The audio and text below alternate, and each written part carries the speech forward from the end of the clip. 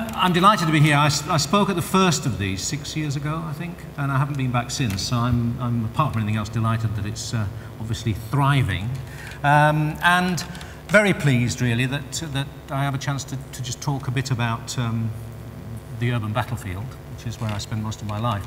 Looking at the title that I gave myself, it's rather pretentious, so forgive me for that. Influencing the influential and so on is what I think we all aspire to do.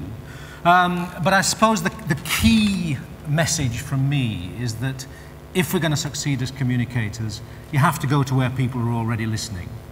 And I suppose that's really what the origin of the gardening and wildlife idea was. There were millions of people out there with gardens doing stuff.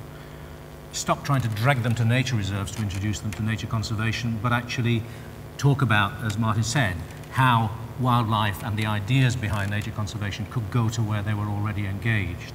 And that's what lots of you do, and that's what lots of the day so far has been all about. And urban is who we are. I think that's the really important thing that's motivated me all my life. And now half the world's population is urban. So urban and nature conservation really is, I think, a critical way of thinking about things. And there's nothing new about that, really. This is a medieval tower in Tuscany where the monks planted trees a very long time ago because they saw the value of shade and shelter and birdsong and contact with nature in that extremely urban environment. We were at the heart of the urban revolution 150 years ago, I suppose, and actually that only worked because of things like the rather less glamorous biodiversity which we depend on. Our sewage treatment works are entirely dependent on biodiversity.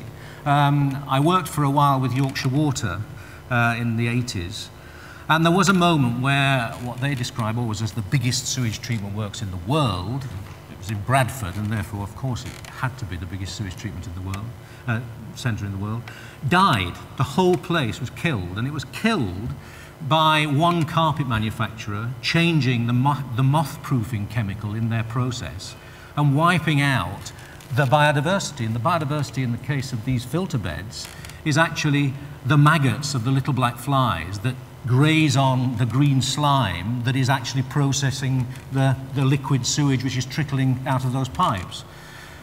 That's a hard sell, I have to say, compared to wild swans, but nevertheless, it's a good indication, I think, that we can't deny that biodiversity is absolutely at the heart of successful urban living, even in that very practical way.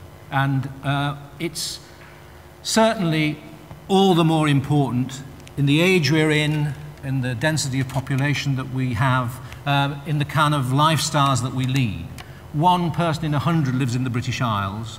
We are one of the most urbanized societies on earth, and you don't need me to tell you that anything that nature can do to counter the stresses of that kind of very urban lifestyle has to be seen as hugely valuable. So we need nature as we've never needed it before. And how do we begin to engage people? How do we make the connections? Well, it was interesting, obviously interesting listening to Sir David this morning, but this presentation was put together 3 weeks ago, I suppose. There are kids climbing trees. I think the nostalgia ticket is an absolutely fundamental one. If I want to bring tears to the eyes of an evil planning officer somewhere who's about to wipe out a patch of woodland, if I can just get him or her to remember where they played at the age of 6 or 7, you've won, basically. That nostalgia ticket really is very powerful. So dandelion clocks, which aren't on anybody's endangered list species, very powerful in terms of communication, in terms of engaging people. And the more hard-nosed, the more detached from nature they are, in my experience, the more likely they are to be engaged through that kind of connection. There isn't an aggressive business leader in the country, I suspect, that didn't climb trees at the age of 4 or 5. And it's interesting that, in fact, the Director General of the CBI 3 or 4 years ago, Digby Jones, was making exactly this point. He was talking about it being really important to have that element in childhood, because that's about managing risk. And if you don't have risk management at the age of 5 or 6, where are the entrepreneurs going to come from at the age of 30 or 40? So there is a really powerful connection, I think, between these very simple, nostalgic connections to nature and the influential, the powerful people that we need to reach. And the other very obvious, self-evident thing is that actually people are very selfish, and the closer you can bring the benefits of nature to their personal comfort, their feeling better, I think the more likely they are to engage.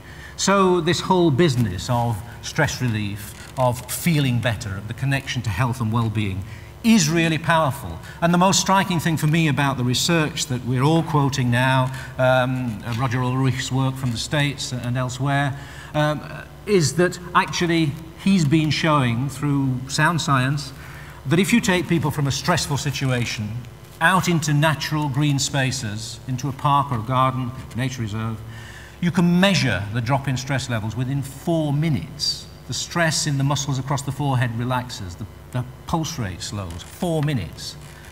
That's not a nature reserve on the edge of town, that's not a national park, that's the back garden, that's the roof garden, that's the courtyard in the office block. So that kind of very immediate contact with nature is where we're going to deliver that very tangible benefit, really gets to the heart of the human condition. So why are we still, as a nature conservation movement, preoccupied with the rare and the precious and the remote? And it's taken a very long time. There is a shift, but there is still a strong sense, and we had it in discussion this morning, that when you say conservation, when you say nature, the big bubble that comes over the speaker's head actually has in it countryside. Even now, the white paper we were talking about, the minister was talking about, it's the DEFRA white paper.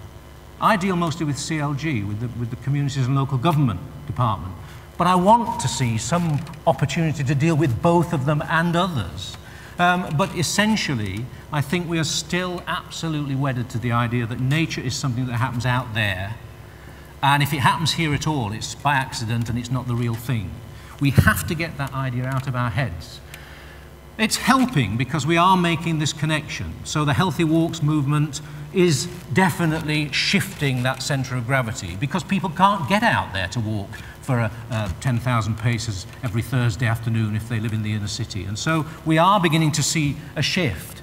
We're also beginning to articulate more effectively than ever before the power that the natural element in that relationship plays. So whilst 10,000 paces may be good for your physical exercise wherever you do it, in the gym, around Asda, or in a nature reserve, actually the difference is in the bird song. The difference is in the natural quality that you're actually benefiting from psychologically, whilst you're also benefiting from the physical exercise. So we are beginning, I think, to articulate that connection much more clearly than ever before. I still don't think, though, that we're articulating it clearly enough to see that actually that's why the parks, the urban spaces are so critically important, and that actually they need to have more than tulips in them. They do need to have birdsong in them. They do need to be managed in ways which actually foster the natural qualities that really trigger those emotional reactions in people. And of course, for most people, the most immediate, most accessible opportunity is the back garden. Most people who are going to see a field fair or a Red Wing this year, they may not know what it is, but if they're going to see one, it's most likely to be from their kitchen window. Of course they can go to special places and be guaranteed to see them and see them in the company of somebody who can tell them what their name is and all the rest of it, but actually gardens really are critically important. And one of the important things about that relationship is that actually even the most powerful and detached minister, in fact almost definitely the most powerful and detached minister, will live in a nice green place and have a nice garden. Will have grandkids who are really interested in pond dipping. And so you can leapfrog the process, the system, the barriers, the gatekeepers, actually by engaging people at the human level. And the human level is all about seeing the birds on the bird feeders, seeing the dramatic impact you can have by hanging up bird feeders and making your particular little patch into a kind of local service station.